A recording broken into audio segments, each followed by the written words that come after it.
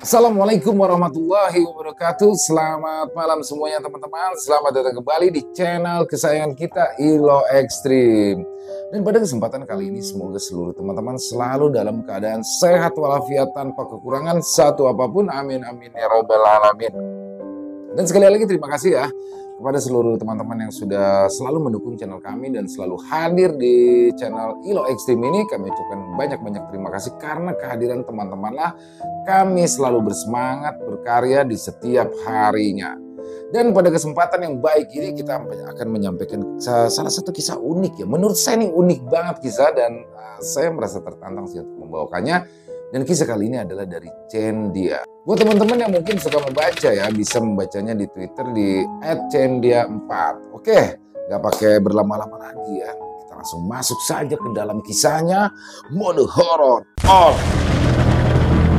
Menjadi tumbal, pesugihan orang tua.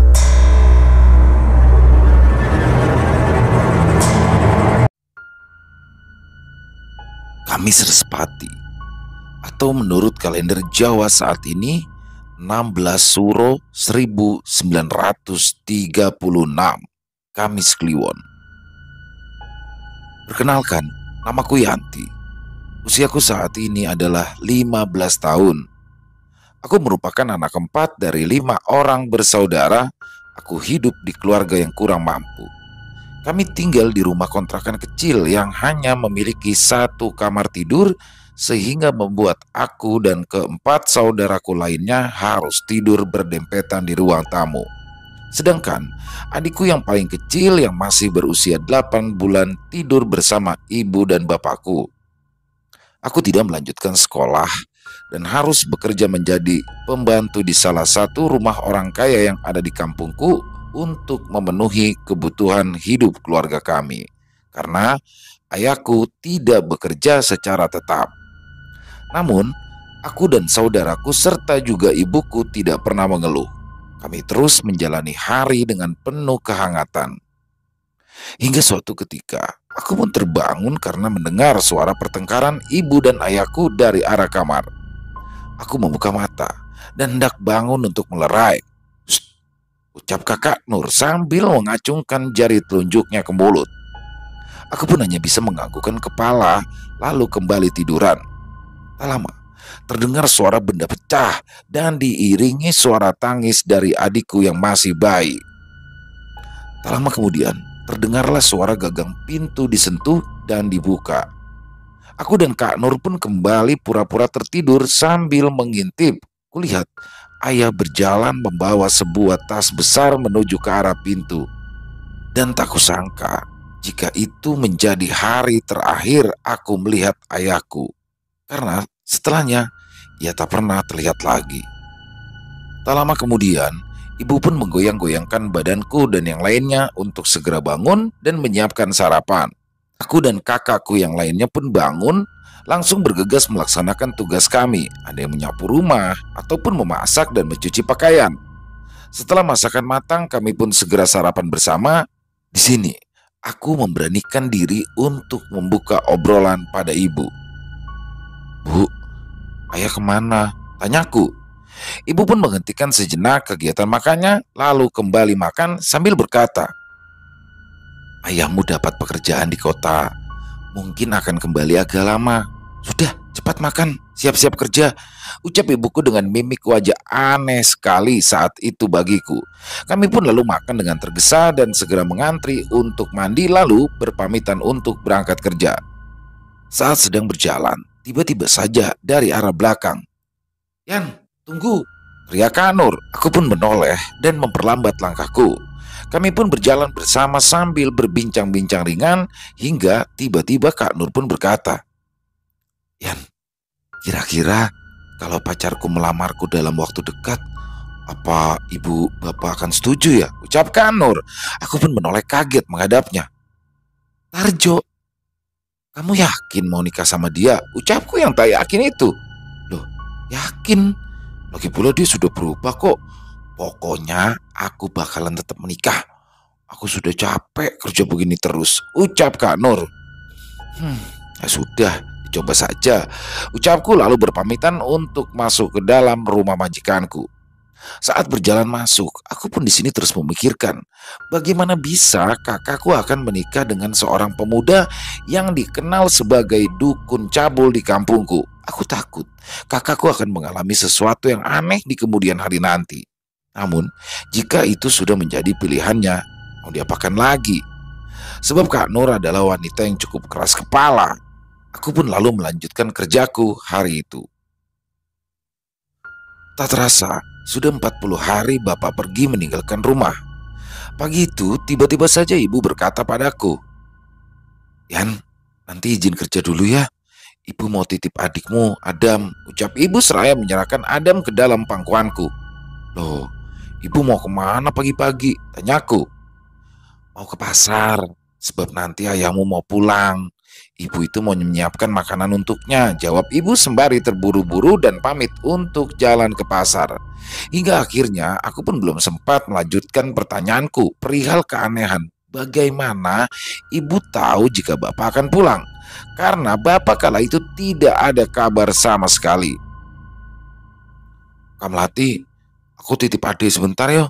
Soalnya aku mau ke rumah majikanku, mau izin ndak kerja hari ini," ucapku pada kakak tertuaku. "Loh, emangnya ibu kemana?" tanyanya. "Pasar, belanja, katanya bapak mau pulang," ucapku lagi. "Yowes, jangan lama-lama, aku juga mau kerja," jawab Kak Melati. Aku pun lalu bergegas segera berjalan ke rumah majikanku dengan terburu. Jika kalian bertanya-tanya, sejauh apakah pasar? Jawabannya adalah lumayan jauh, sebab pasar di daerah rumahku hanya ada di hari Senin, Rabu, Minggu. Jadi, orang akan ke pasar kota untuk berbelanja. Tak lama berjalan, aku pun sampai di rumah majikan dan bergegas mengetuk pintu. "Assalamualaikum, permisi Doro," ucapku. "Ya," sahutan dari balik pintu dan tak lama kemudian pintu pun dibuka. "Loh, tumben kamu sudah datang Yanti pagi-pagi begini," ucap Doro Ratna.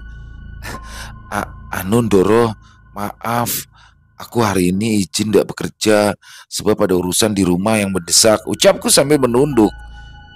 "Ya sudah, tapi gajimu akan aku potong," ucapnya lalu membanting pintu menutupnya kembali. Aku pun hanya bisa terdiam sambil beristighfar, karena majikanku ini memang dikenal dengan kepelitannya. Aku pun segera berlari pulang. Sesampainya di rumah, Kak Melati pun langsung menyodorkan si kecil Adam untuk aku gendong dan akhirnya ia pun lalu pamit berangkat bekerja. Rumah majikan Kak Melati dan Kak Nur lah yang paling jauh sehingga terkadang mereka pun tak pulang ke rumah setiap hari.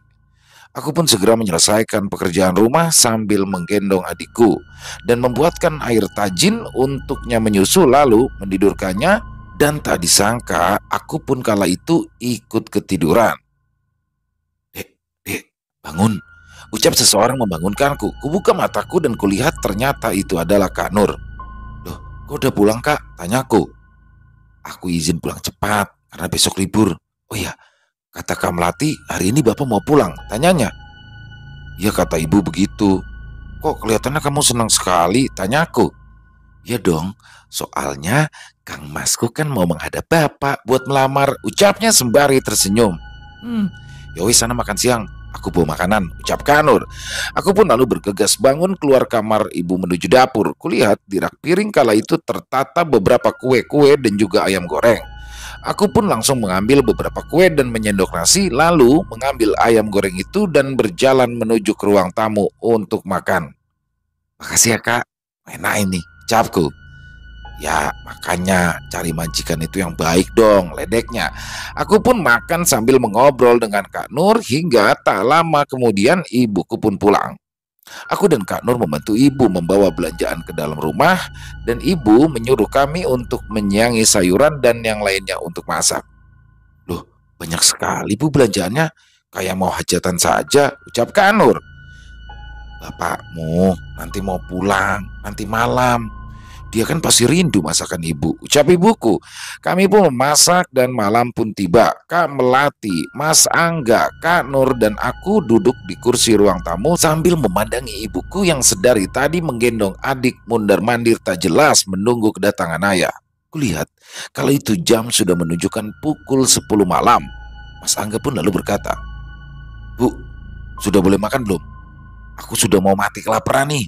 Belum sempat ibu menjawab, tiba-tiba ada suara ketukan dari arah pintu. Ibu pun mengintip dari balik jendela dan ia tersenyum. Lalu ia pun menyerahkan adikku ke dalam gendonganku, barulah ia membuka pintu. Ibu pun langsung menyuruh masuk dan ternyata itu adalah bapakku dan juga seorang lagi di belakangnya yang membuat kami heran karena ada Tarjo bersama bapakku. Loh, Mas, kok sama bapak? Tanya Kak Nur pada kekasihnya itu. Sudah, jangan banyak tanya. Bapak sudah restui kalian. Sana, suruh masmu masuk, buatkan kopi, ujar bapakku. Kak Nur pun kala itu tersenyum ceria, lalu berlari ke dapur untuk membuatkan kopi. Sedangkan ayah dan ibu pun masuk ke dalam kamar. Entah berapa lama mereka mengobrol, tiba-tiba ibuku keluar membawa sebuah kantong plastik hitam di tangannya. Ia membawanya ke dalam dapur, lalu beberapa menit kemudian keluar kini membawa mangkuk di tangannya. Ayo, ayo, kita semua makan. Maaf ya Tarjo, di sini nggak ada meja makan, ucap ibuku sambil tersenyum dan mulai menata makanan di atas karpet di ruang tamu. Aku dan kakakku pun duduk memutar, kami tak sabar untuk segera menyantap makan malam yang sedari tadi sudah kami tunggu-tunggu. Cacing-cacing di perut rasanya sudah mulai memberontak. Aku amat ngiler karena melihat semangkuk soto di ujung sana. Bu, aku mau sotonya, ucapku. Hus, tidak boleh. Ini punya masmu loh, ucap ibuku sambil memelototkan matanya lalu memberikan soto itu pada Mas Angga. Buatku. Makasih ya Bu, ucap Mas Angga. Aku pun cemberut dan memaksa meminta soto hingga kala itu suasana pun menjadi ramai. Sudah, makan yang lain. Itu, Bapak belikan buat masmu karena ia suka sekali soto, ucap Bapak mencoba melerai. Entah mengapa, aura Bapak membuatku tak berani untuk melawan perkataannya sehingga aku pun makan masakan yang lainnya. Sampai akhirnya suasana makan pun selesai dan Tarjo pun pamit pulang. Kak Nur kala itu mengantarkan kepergian Tarjo hingga keluar rumah. Di dalam rumah, aku pun membersihkan bekas makan bersama Kak Melati. Mas Angga pun mulai menggelar kasur untuk kami semua tidur. Dan saat aku dan Kak Melati selesai mencuci piring, aku melihat Mas Angga kala itu tertidur duluan. Dek, aku juga tidur duluan ya, ujar Kak Melati. Ya Kak, ucapku yang tak bisa tidur, kupilih untuk menyetel TV tabungku dengan volume yang pelan. Beberapa saat kemudian, Kak Nur pun pulang. Jangan lupa matiin TV-nya, nanti aku tidur duluan, ucapnya lalu tidur. Aku yang masih asik menonton televisi pun melanjutkan menonton. Di tengah asik menonton, sayup-sayup, aku mendengar suara percakapan antara bapak dan ibuku. Gimana Pak? Berhasil? Tanya ibu. Kamu yakin Bu, Angga yang jadi korban? Jawab bapak. Mau gimana lagi Pak? Hidup begini terus aku capek, ucap ibuku. Tak lama dari situ tiba-tiba saja terdengar suara kerikil berjatuhan di atap rumahku. Bapak pun lalu keluar kamar dan berkata, belum tidur kamu? Tidur sekarang, ucapnya dengan nada dan wajah yang marah. Iya Pak. Aku pun lalu mematikan TV dan berjalan menuju ujung kasur lalu menutup mukaku dengan bantal sambil mengintip sedikit. Kulihat bapakku kala itu mematikan lampu rumah. Seketika ruangan pun menjadi gelap, namun samar-samar terpancar sedikit cahaya dari dalam kamar ibu bapak yang terbuka. Dan sayup-sayup juga aku mengintip dari sela bantal kecil.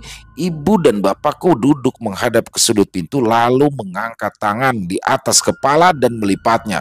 Ibu berkata entah pada siapa di sudut ruang gelap itu. Nyai, kupersembahkan anak laki-lakiku untuk menjadi pendampingmu. Tak lama setelah ibu berkata seperti itu, tiba-tiba saja muncul sebuah sosok dari kegelapan. Ya, sosok yang amat menyeramkan. Seorang wanita tua dengan kebaya berwarna hijau berambut putih panjang. Tangannya merentang ke samping, memegang selendangnya. Ia mengenakan sebuah mahkota emas di kepalanya. Berjalan di sudut kegelapan, memegangi kepala ibu dan juga bapakku, lalu kemudian berjalan ke arah Mas Angga. Sosok itu menundukkan badannya, lalu membisikkan sesuatu, entah bahasa apa, aku pun tak tahu. Aku seperti mendengar seperti bahasa Sunda saat itu, tapi karena aku adalah orang Jawa, Jadi aku tak mengerti apa artinya itu. Dan saat sosok itu selesai mengucapkan itu, tiba-tiba saja Mas Angga duduk. Dan tak lama kemudian, ia pun lalu berjalan menuju kamar ibu dan berdiri di antara pintu tepat di sikring lampu. Lalu disusul oleh makhluk itu melayang masuk ke dalam kamar dan berbalik ke arah pintu menengok ke arahku. Kemudian ia tersenyum menyeringai. Bibirnya lebar, senyumnya membentuk seperti bibirnya menyentuh telinganya. Deg, jantung ini seperti berhenti seketika. Nafas ini seolah tercekat. Dalam hatiku berkata, apakah ia tahu jika aku tak tidur? Seketika lampu kamar bapak dan ibuku pun mati. Lalu seluruh rumah menjadi gelap. Ingin sekali aku bergerak, namun tubuh ini terasa kaku sekali. Belum sempat aku bergerak atau bersuara, tiba-tiba saja aku mendengar suara teriakan yang sangat kencang di dekatku. Suara itu memekikkan telingaku dan suara teriakan yang nyaring itu berlangsung lama sekali sehingga aku pun tak dapat lagi menahan rasa sakit di telinga. Lalu semuanya menjadi gelap. Dek, bangun dek. Dek, bangun. Ini anak kalau tidur kayak kebo, ucap seseorang sambil mengguncang-guncangkan badanku. Kubuka mataku dan kulihat kala itu Mas Angga yang membangunkanku. Aku pun lalu bergegas bangun dan melihat ke sekeliling. Akhirnya bangun juga, ucap Kamelati. Mas Angga, kok Mas Angga di sini? Mas nggak apa-apa, tanyaku. Apa sih kamu dek? Mimpi buruk, tanya Mas Angga.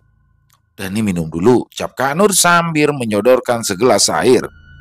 Makanya kalau tidur itu berdoa dulu. Mimpi buruk kan? Ucap Kak Melati. Selesai menenggak air, aku pun lalu berkata, loh, kok kalian pada nggak kerja?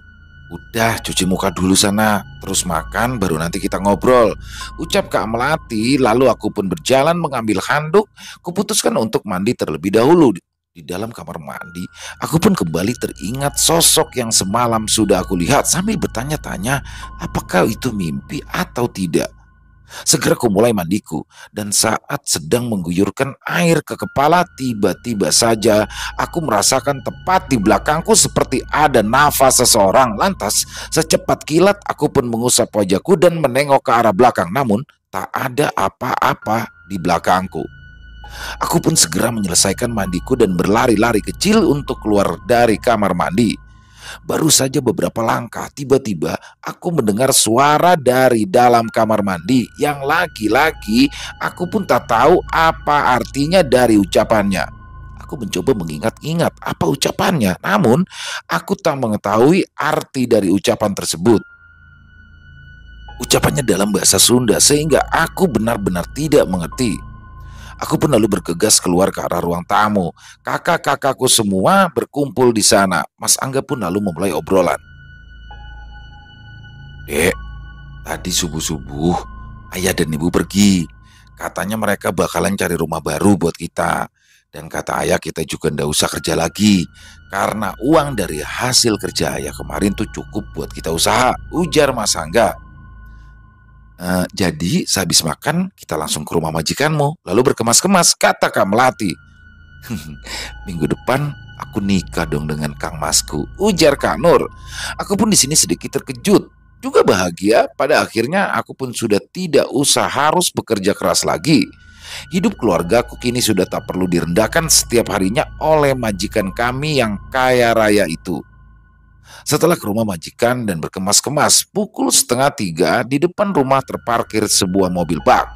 Bapak pun lalu turun dan menyuruh kami untuk menaikkan barang-barang yang perlu saja ke atas mobil bak sebab rumah baru kami sudah full isinya.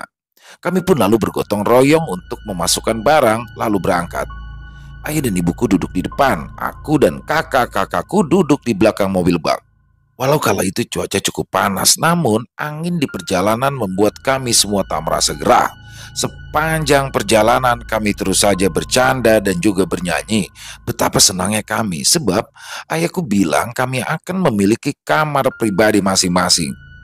Memerlukan waktu 3 jam lebih untuk sampai ke kota. Ya, kota baru yang akan kami tinggali kali ini adalah kota yang lebih maju ketimbang kotaku sebelumnya. Dan kali ini kami tinggal di kota, bukan lagi di perkampungannya. Tak butuh waktu lama, akhirnya mobil pun berhenti terparkir di depan sebuah rumah dengan 2 lantai dan halaman yang cukup luas. Begitu mobil berhenti, kami pun lalu turun. Ayah pun membukakan pintu pagar, lalu mobil pun masuk. Aku berlarian bersama kakakku, antusias buat melihat keadaan di dalamnya. Ketika pintu dibuka, betapa terkejutnya kami saat itu sebab rumah ini sangat besar dan barang-barangnya amat komplit dan terlihat mahal. Namun, aku merasakan keanehan saat sedari tadi menginjakan kaki di rumah ini. Ya, hawa rumah begitu pengap, seperti banyak orang yang memenuhi isi rumah ini. Nafasku kala itu terasa tercekik dan tiba-tiba aku pun makin sulit bernafas. Kupegang dadaku. Ingin aku bersuara untuk bergerak, namun kaku. Dan untung saja tiba-tiba Mas Angga memukul lenganku dan bilang, "Wih, ngelamun aja. Sana ke lantai atas, pilih kamar. Keburu kamar yang bagus dipilih kakak-kakakmu," celetuknya. Aku pun hanya melamun seketika, namun langsung ikut berlari ke arah atas sebab aku tak mau menceritakannya. Karena ditakutkan nanti masku tidak akan percaya akan ceritaku. Aku pun menaiki tangga. Dan aku melihat kedua kakakku sudah berjalan kembali ke arahku tanpa membawa barang. Pasti mereka sudah memilih kamar mereka sendiri tanpa menunggu persetujuanku. Sebel rasanya. "Kamu nanti pakai kamar yang di kedua dari pojok ya," ucapkan Nur. "Ya," ucapku sembari berjalan ke arah kamarku. Saat aku berjalan ke arah kamarku, ada yang aneh. Sebab kamar yang ada di sebelahku memiliki pintu berwarna hijau dan di depannya terdapat patung ular dan juga sebuah payung. Ya, seperti payung untuk orang nikahan. "Ini apaan, Kak? Ini kamar siapa?" tanyaku. "Oh, tahu. Nanti tanya saja bapak sama ibu," jawab Kanur. "Sudah cepet, taruh barangmu. Kita turun bantu-bantu ibu di bawah," ujar Kamlati. Aku pun segera membuka pintu kamarku dan saat itu aku sangat terkejut sebab di ujung pandanganku sebelah tempat tidurku terdapat sebuah lukisan wanita cantik di mana paras dan perawakannya seperti aku pernah lihat namun entah di mana. Seorang wanita mengenakan mahkota berkebaya hijau, tangannya merentang memegang selendang dengan anggun. Wanita itu cantik sekali. Aku pun terkesima sejenak memandangi lukisan itu hingga tanpa sadar aku pun melamun. Bra! Lamunanku seketika buyar. Aku menengok ke arah kanan dan kiri tapi tak ada siapa-siapa. Dan saat aku ingin berjalan ke arah pintu, tiba-tiba aku terjatuh. Ya, aku merasakan seperti ada sesuatu yang sudah menarik tanganku. Kulihat sebuah tangan penuh luka dan juga nanah menarik kakiku. Aku berusaha menarik kakiku agar lepas dari cengkraman tangan itu. Namun seberapa besar usahaku seolah sia-sia. Tangan itu malah mencengkram kakiku semakin kuat hingga tiba-tiba sosok itu pun perlahan melepaskan kakiku dan perlahan aku pun mundur sambil melihat ke arah tangan itu. Tangan itu perlahan bergerak maju dari kolong tempat tidur dan semakin lama semakin jelas sosok itu. Sosok seorang perempuan berambut panjang, memakai pakaian seperti gaun putih lusuh. Rambutnya yang panjang serta gimbal itu menutupi wajahnya. Ia merangkak ke arahku. Bau busuk dan juga anyir seketika menyeruak ke seluruh ruangan. Aku yang merangkak mundur, mempercepat gerakanku untuk mendekati pintu. Namun sosok itu terus saja mengejarku hingga tak kusangka tiba-tiba ia seolah seperti merangkak melompat di atas badanku secara mendadak. Bruk! Aku kembali terjatuh. Sekarang wajah kami saling berhadap-hadapan. Ya, amat sangat dekat wajah kami, seolah hampir bersentuhan secara samar-samar. Dari sela-sela rambut dapat aku lihat wajahnya yang penuh belatung itu. Mual rasanya aku saat itu. Sosok itu berdiam di situ sampai ada seseorang yang tiba-tiba saja menggedor kamarku dan berkata padaku, "Tok tok tok, tok tok tok. Dok, buka. Kamu gak apa-apa kan? Itu apa yang jatuh?" Suara bapak yang berkata sambil menggedor pintu dan mencoba untuk membuka gagang pintu. Entah siapa yang mengunci pintu itu, dan bagaimana juga pintu itu bisa terkunci. Ingin sekali aku berteriak minta tolong, namun bibir ini kaku sekali. Sosok wanita itu tiba-tiba saja merangkak mundur, hingga saat ia berada di antara sela-sela kakiku, tiba-tiba saja ia seperti mendorong kepalanya masuk ke dalam sela kakiku menuju ke arah kemaluanku. Ya, ia seperti memaksakan masuk ke dalam. Dan seketika aku pun merasakan sakit pada kemaluanku, sakit sekali, seperti seolah dipotong dan ditarik paksa. Sosok itu terus memasukkan badannya, dan tiba-tiba saja pandanganku menjadi gelap karena tak mampu lagi untuk menahan rasa sakit di kemaluan dan juga perutku secara bersamaan. Sakit, ngilu, perih, panas semua menjadi satu, dan entah apa yang terjadi dan sudah berapa lama aku tertidur. Tiba-tiba saja aku pun sudah terbangun. Di sampingku terdapat ibuku yang sedang duduk di kursi sambil terus memandangiku yang tertidur di tempat tidur. "Bu," panggilku lirih. "Bu, sudah bangun? Kamu kenapa? Kok sampai begini?" Tanyanya dengan wajah datar. "Aku kenapa, Bu? Badanku sakit," tanyaku lirih. Ibu pun tak menjawab sedikit pun, ia hanya terus memandangi perutku. Seketika, kualihkan pandangan ke arah perutku. Dari balik selimut, kulihat perutku kini berubah menjadi sedikit buncit. Aku yang terkejut pun lalu bertanya, "Bu, ini kenapa?"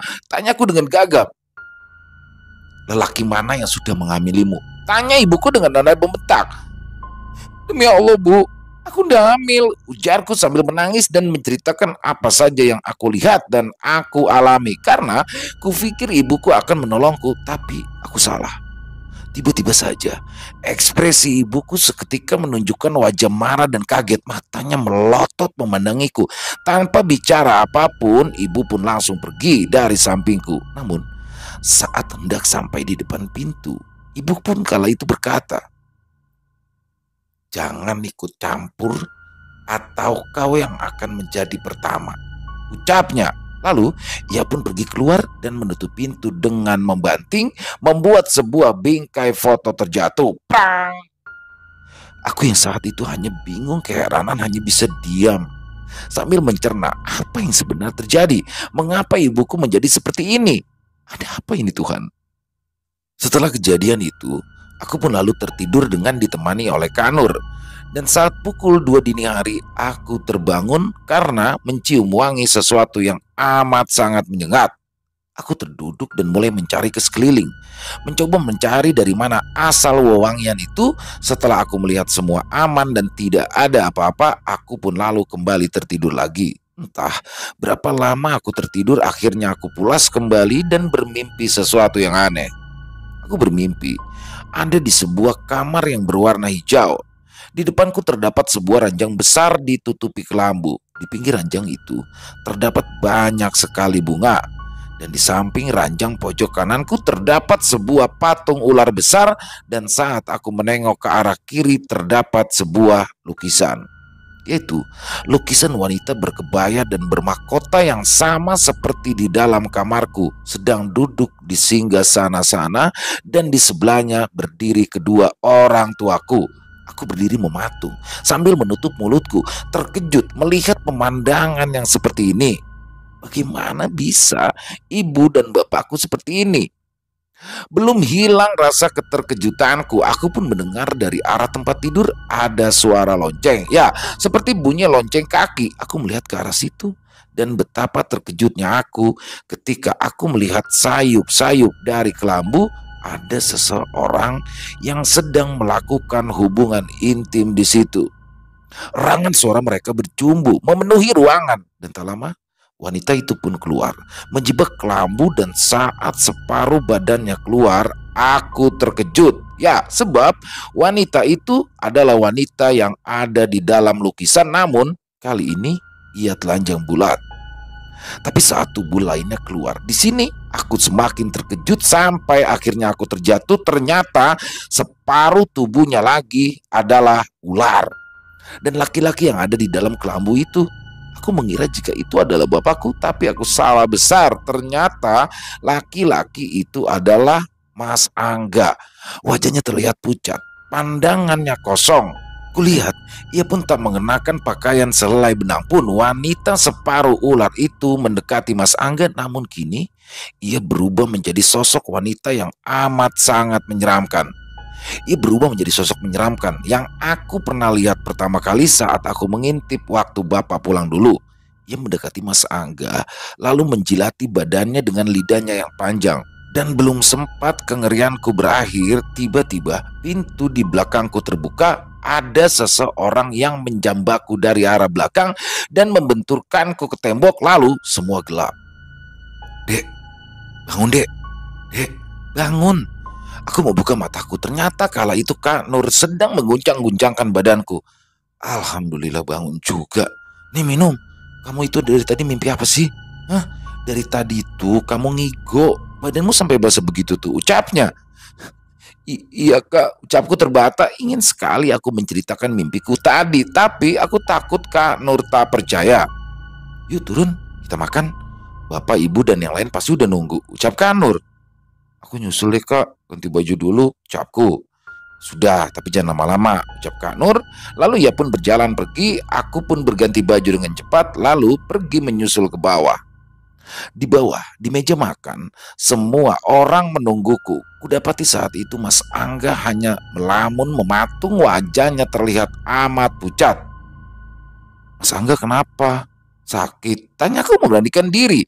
Ia tak menjawab, hanya tersenyum ke aku saja. Sudah cepat, duduk, makan. Ibu sudah lapar, ucap ibuku ketus. Aku pun lalu duduk dan makan, dan saat sedang asik-asik makan, Kak Nur di sini mulai mengatakan, 2 hari lagi aku menikah. Aku sangat terkejut. Tenang saja, kita nanti akan gelar pernikahanmu dengan meriah selama 7 hari 7 malam, ucap bapakku sambil tersenyum. Kulihat pancaran senyum Kak Nur amat sangat bahagia. Tak henti-hentinya ia mengucapkan terima kasih kepada bapak. Bapak pun tersenyum puas melihat Kak Nur bahagia. Selesai makan, aku pun membantu Kak Melati membereskan rumah besar ini. Dan saat selesai, aku dan Kak Melati memutuskan untuk duduk-duduk di teras rumah. Aku dan Kak Melati pun bercakap-cakap sambil bercanda, dan di tengah canda tawa kami, tiba-tiba saja Mas Angga keluar dari rumah. Ia berjalan dengan pandangan mata yang kosong, persis seperti mayat hidup. Ia berjalan ke arah belakang rumah, lalu tak terlihat entah kemana perginya. 2 hari berlalu sampai pada pernikahan Kak Nur. Pernikahan besar pun diselenggarakan, namun tak jadi dilakukan selama 7 hari 7 malam sebab suami dari Kak Nur tak menyetujuinya. Ia pun berpesan hanya 3 hari 2 malam saja. Bapak pun mengikuti.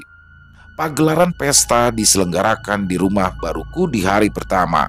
Dari pagi hingga sore, ramai sekali orang yang datang, namun semua terlihat normal. Namun, ada yang aneh ketika perayaan malam terjadi saat pukul 7 malam sampai jam 10 malam. Semua manusia terlihat pulang membubarkan diri satu persatu. Akan tetapi, saat pukul 10.45 datang lagi berbondong-bondong orang. Saat itu, aku melihat wajah mereka.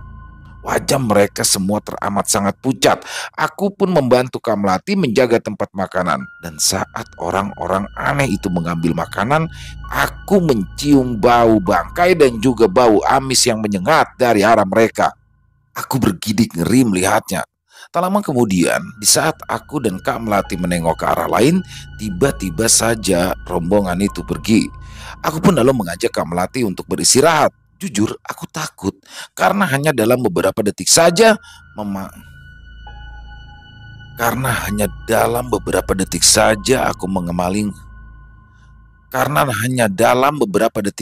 aku memalingkan wajah, orang-orang itu tiba-tiba saja menghilang. Dan saat sedang tertidur kembali, aku pun kembali bermimpi aneh lagi. Kali ini aku melihat Mas Angga dikerubungi oleh ratusan pocong yang berteriak-teriak. Kamu selanjutnya menjadi bagian hidup kami. Selesai itu aku pun lalu terbangun dan turun ke ruang bawah karena sudah waktunya sarapan.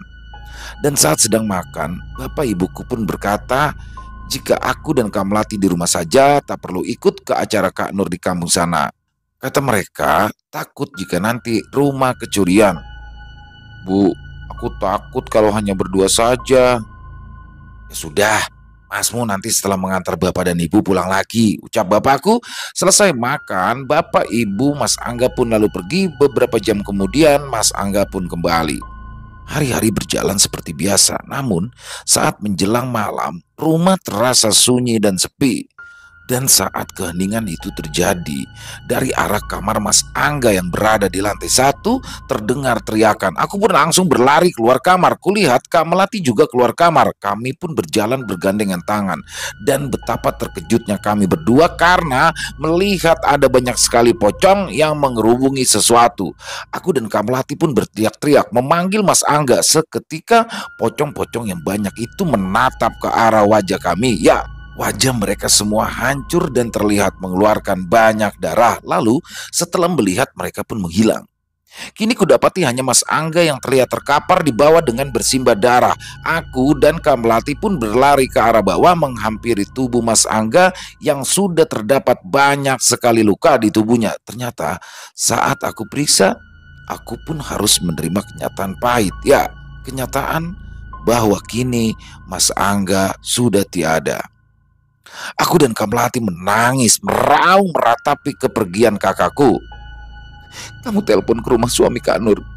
Aku akan cari bantuan, ucap Kak Melati. Kami pun lalu menjalani tugas masing-masing. Namun tak ada yang mengangkat teleponku. Warga pun lalu datang dan ada polisi juga kala itu. Jenazah Mas Angga pun lalu dibawa untuk diotopsi. Kami yang shock mencoba ditenangkan oleh warga. Polisi pun mengatakan proses otopsi ini tak lama, jadi sebaiknya kami sekeluarga menyiapkan penguburan jenazah saja. Aku pun lalu menyiapkan semuanya dengan dibantu warga, sedangkan Kak Melati pergi ke rumah sakit. Saat pulang ke rumah, Kak Melati berwajah sembab, sebab katanya kematian Mas Angga itu dianggap bundir. Aku hanya bisa menangis dan bersedih.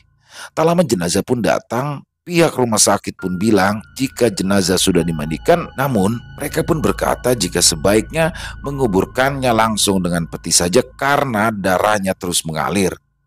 Waduh, maaf Mbak, kalau sama peti ya harus digali ulang kuburannya, kata salah satu warga. Diatur saja Pak, baiknya bagaimana? Jawabku. Aku dan kakakku pun terus menangis melihat ke arah peti mati Masku. Mengapa jadi seperti ini? Di tengah ratapan kami dan juga suara orang-orang yang mengaji, tiba-tiba muncul suara bantingan pintu dari arah lantai 2. Lalu terdengar suara barang-barang yang berjatuhan. Aku dan Kak Melati pun hanya saling beradu pandang, heran. Pertanyaan demi pertanyaan warga bergantian, aku pun hanya bisa bilang, maaf, mungkin itu kucing saya. Maaf ya, memang kalau ditinggal sendirian kucingku seperti itu, jawabku. Oh, apa nggak sebaiknya dibawa turun aja? Jawab warga. Jangan, nanti bikin rusuh di sini, jawabku lagi. Oh iya bener, nanti malah ngelompatin mayat lagi, jawab yang lain. Tak lama, akhirnya muncullah bapak-bapak dengan pakaian yang penuh dengan tanah dan berkata jika kuburan sudah siap. Di tengah gelapnya malam, kami pun berjalan beriringan menuju lokasi pemakaman. Di tengah perjalanan, tiba-tiba sekelebat bayangan putih melayang cepat di atas kepala kami dengan diiringi suara tawa yang melengking. Kami semua pun mempercepat langkah kami dan lekas-lekas buru-buru melakukan prosesi pemakaman dari Mas Angga. Dan selesai dari acara pemakaman, kami semua pun bubar secara terburu-buru. Karena malam itu di area pemakaman terdengar banyak sekali suara tawa melengking bersautan dari pohon-pohon lainnya. Pada akhirnya, aku dan Kak Melati pun sampai di rumah. Seluruh warga pun pamit, kami pun benar-benar hanya berdua di dalam rumah megah ini. Untunglah, malam itu tak ada hal-hal aneh lagi terjadi. Hingga 2 hari kemudian, bapak dan ibuku pun baru pulang. Kami pun mengabari tentang kepergian Mas Angga, namun ekspresi wajah mereka kala itu biasa saja. Tak ada rasa sedih ataupun bagaimana tersirat di wajah mereka. Ya, mereka tidak juga meminta kami menunjukkan makam Mas Angga. Benar-benar mereka hanya biasa saja. Ingin rasanya aku marah, karena bagaimana bisa mereka semua bersikap biasa saja atas kepergian anak laki-laki mereka. Namun, aku tak berani berkata apa-apa. Aku pun hanya bisa menangis hingga semua pun berjalan berlalu begitu saja. 40 hari setelah kematian Mas Angga, di malam yang sunyi itu, aku mendengar suara benda yang terjatuh dengan kencang. Aku pun lalu keluar kamar bertemu dengan Kamlati dan bergandengan tangan ke arah bawah. Kulihat ibuku menggendong adikku sambil menangis. Kami pun berlari menghampiri ibu dan adikku dan aku lihat kala itu kepala adikku berdarah. Setelah itu wajahnya pun membiru. Kami pun segera membawanya ke rumah sakit dan pihak rumah sakit pun menghubungi pihak kepolisian. Ibu pun dimintai keterangan dan menceritakan bahwa ternyata adik terjatuh dari kasur bayinya yang sangat tinggi itu. Baik, baik. Kita tunggu hasil otopsi terlebih dahulu, jawab Pak Polisi. Dan akhirnya setelah otopsi selesai, keterangan ibu pun dibenarkan oleh pihak forensik. Kami pun lalu pulang dan meminta warga untuk membantu menggali makam dan adik bungsuku dimakamkan malam itu juga. Saat sedang menuju ke pemakaman, ibu-ibu terdengar bergosip pria. Ada yang simpati kasihan pada ibuku yang kehilangan dua anaknya dalam waktu dekat. Ada pula yang berkata jika ibu bapak bisa kaya raya karena pesugihan hingga memakan tumbal anak laki-lakinya. Beberapa saat kemudian, ketika semua sudah selesai, kami pun lalu pulang dan semua berjalan seperti biasanya. Setelah 40 hari kematian adikku, sudah beberapa kali aku mengusulkan untuk diadakan tahlilan, namun semua sia-sia. Dari kematian Mas Angga hingga adikku tak pernah bapak dan ibu mau mengadakan pengajian.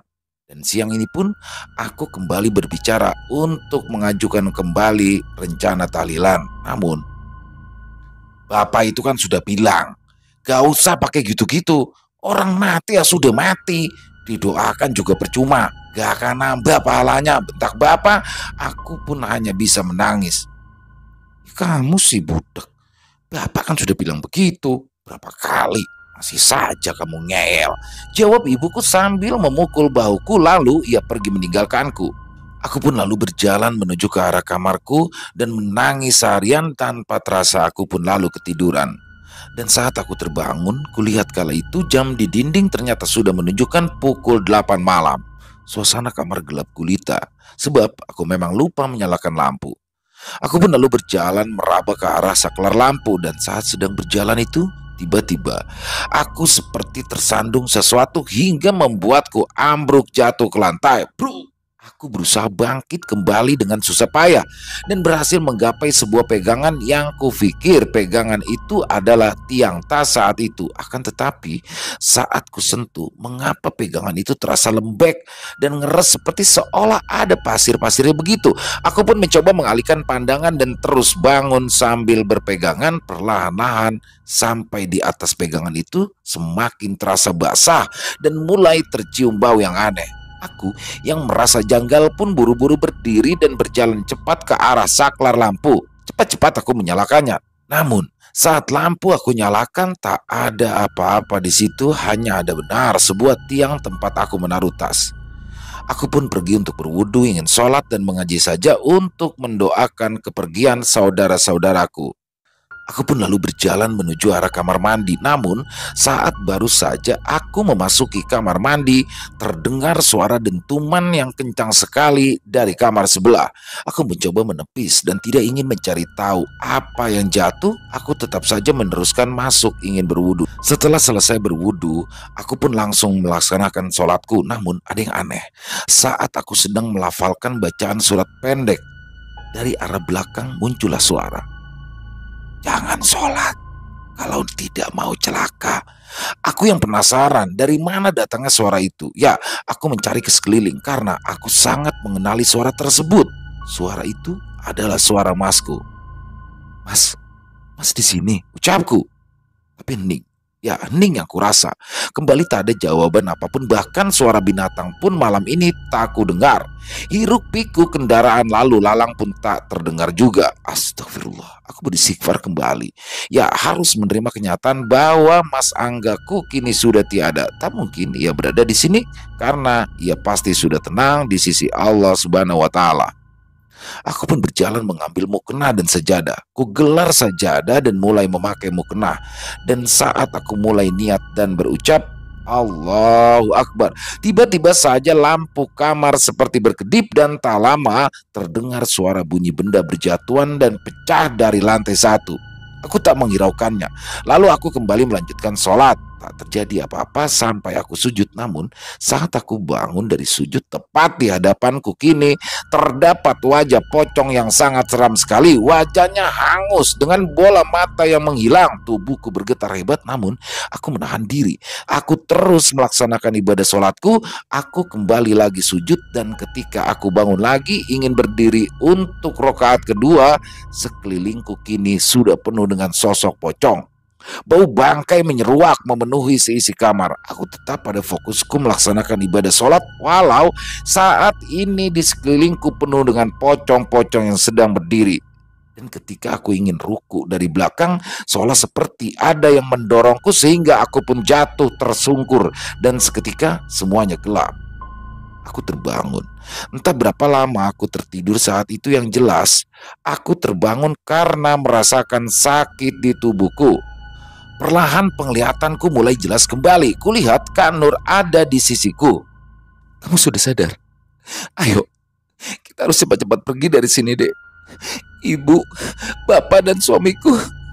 Ia menangis, seolah seperti tak kuat melanjutkan kalimatnya. Namun saat aku ingin bertanya dan menjawab kalimatnya, aku pun tak mampu mengeluarkan suara.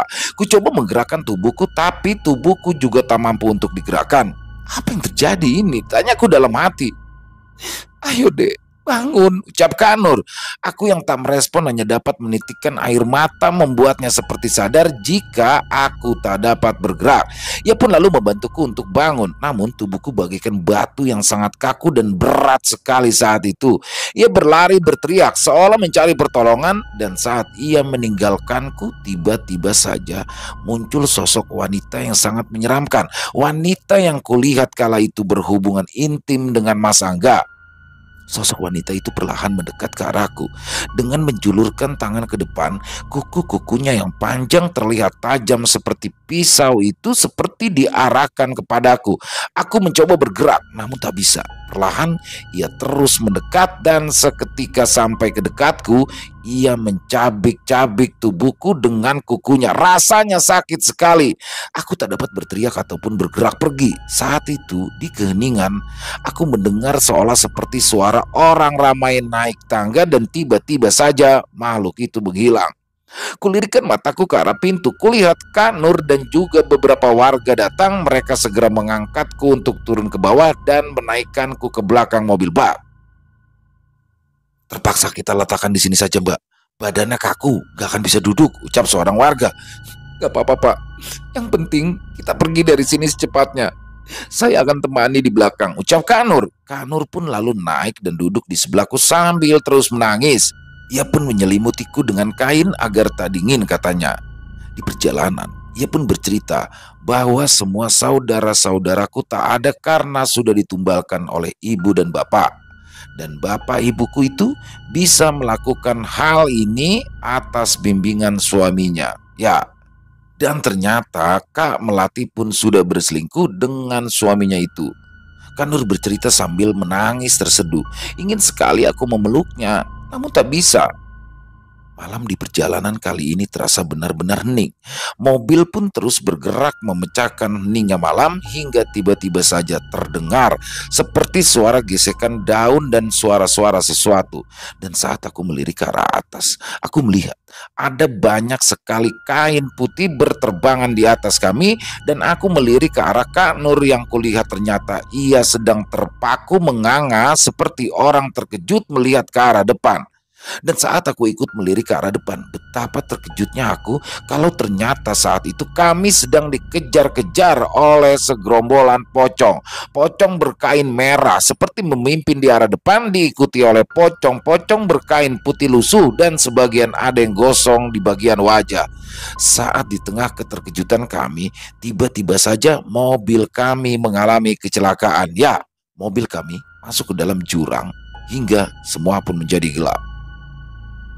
Tiba-tiba saja aku pun terbangun karena merasakan cambukan di tubuhku yang sakit sekali. Aku pun tersadar dan menyadari bahwa ternyata aku kini terbangun di sebuah lokasi yang terlihat banyak sekali orang mengangkat-ngangkat batu di tubuh dengan sebuah gerobak di belakangnya. Mereka seperti dipaksa untuk terus bekerja, dan saat berhenti, mereka akan dicambuk oleh makhluk-makhluk bertanduk yang sangat menyeramkan. Makhluk itu memecut mereka tanpa ampun sambil tertawa girang, dan ketika darah menetes dari tubuh orang yang dipecut, akan ada satu makhluk kecil yang berlarian menjilati tubuh mereka yang terluka. Begitu terus. Aku pun kembali merasakan bahwa tubuhku dipecut. Aku berteriak kesakitan dan makhluk itu mengangkatku lalu menyeretku entah kemana. Banyak batu-batuan menghantam tubuhku. Hingga tiba-tiba saja ia membantingku di depan sebuah singgasana besar. Coba bangkit dan kulihat kala itu ada seorang wanita cantik bergaun hijau duduk di singgasana itu. Ya, singgasana yang terbuat dari tumpukan tubuh laki-laki telanjang bulat di antara tumpukan tubuh-tubuh manusia itu. Aku melihat ada sosok yang sangat aku kenali, yaitu Mas Angga. Aku pun mencoba menghampiri ke arah singgasana itu, dan tiba-tiba saja makhluk di belakangku menarik kuat leherku. Ya, leherku terasa tercekik. Aku pun baru menyadari jika saat ini di leherku terpasang sebuah rantai.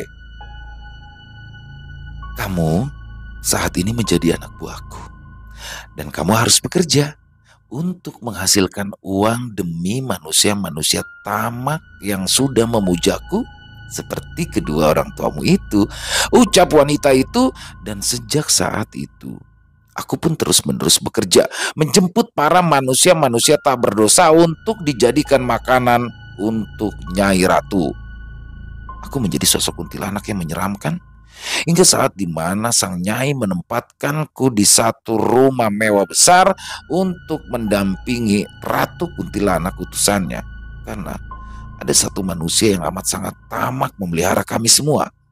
Dan hingga pada akhirnya, aku pun dapat terbebas karena bertemu dengan seorang wanita dan juga seorang pemuda yang sempat akan direbut nyawanya oleh sang Ratu Kuntilanak di rumah ini untuk dijadikan pendamping karena ia mempunyai gelang pangeran dari kerajaan selatan. Wanita dan pria itu memporak-porandakan istana kuntilanak di rumah itu hingga akhirnya aku pun bisa terbebas. Meskipun sudah lewat puluhan tahun, aku hidup menderita. Kini aku terasa sangat bebas. Dan aku berharap dapat pulang ke alamku sesungguhnya suatu hari nanti. Dan kuharap manusia-manusia tamak dapat musnah dari muka bumi ini. Selesai. Wow, luar biasa. Dan kisahnya ini saya sekali lagi ya, saya ini hanya tidak baca dulu. Jadi benar-benar on the track, dan kaget juga di akhir ini ternyata narasumbernya ini dari sosok makhluk gaib ya, dari sesosok kuntilanak yang sudah yang pada awalnya ada dijadikan tumbal oleh kedua orang tuanya. Tapi sekali lagi untuk teman-teman, percaya atau tidaknya kami kembalikan lagi ke para pendengar masing-masing. Yang jelas penulisnya ini, Cendria ini mendapatkan narasumber dari sosok makhluk goib yang mana sudah mengisahkan pada dari umur 15 tahun ya, sampai dengan dia akhirnya dijadikan tumbal pesugihan oleh keluarganya. Dan jika dilihat dari ciri-cirinya ya, dengan lukisan wanita bermahkota dengan dinominasi warna hijau, ini ya kalau arahnya lebih ke pesugihan Nyi Blorong ya, apalagi ketika mohon maaf ya melakukan hubungan itu berbentuk ular ya, seekor ular. Jadi kalau saya lihat itu, dan luar biasa sekali kisahnya kalau menurut saya.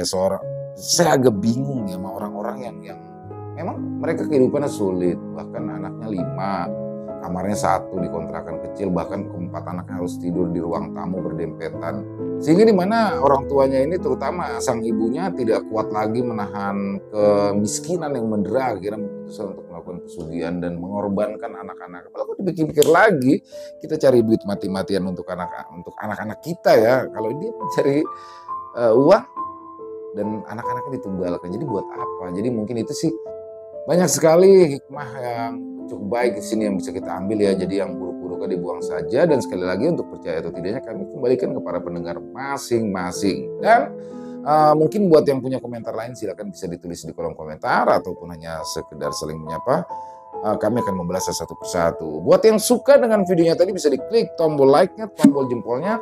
Dan mungkin buat teman-teman yang belum subscribe, yuk diklik tombol merah subscribe-nya agar teman-teman selalu mendapatkan notifikasi dari konten-konten yang akan kami upload selanjutnya. Untuk channel ILO Extreme ini kami upload di setiap harinya di jam 7 malam. Jangan sampai ketinggalan, pokoknya jam 7 malam. Ada nggak atau nggak dapat notifikasi jam 7 malam, jangan lupa. Dan mungkin buat teman-teman yang punya kisah horor misteri ya, yang berdasarkan dari pengalaman pribadi, apabila ingin dibawakan di channel kami, silakan bisa kirimkan kisahnya ke nomor telepon yang ada di bawah sini. Bebas ya, lewat tulisan boleh, lewat audio boleh, lewat rekaman audio. Bebas senyaman teman-teman aja.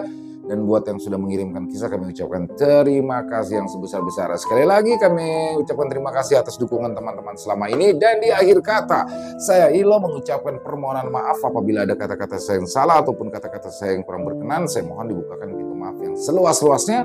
Dan sampai jumpa lagi di konten-konten kami selanjutnya yang pasti tidak kalah ngerinya, tidak kalah seramnya, masih bersama saya Ilo di channel ILO Extreme. Salam sehat, sukses selalu untuk kita semua. Amin, amin, ya rabbal alamin. Assalamualaikum warahmatullahi wabarakatuh.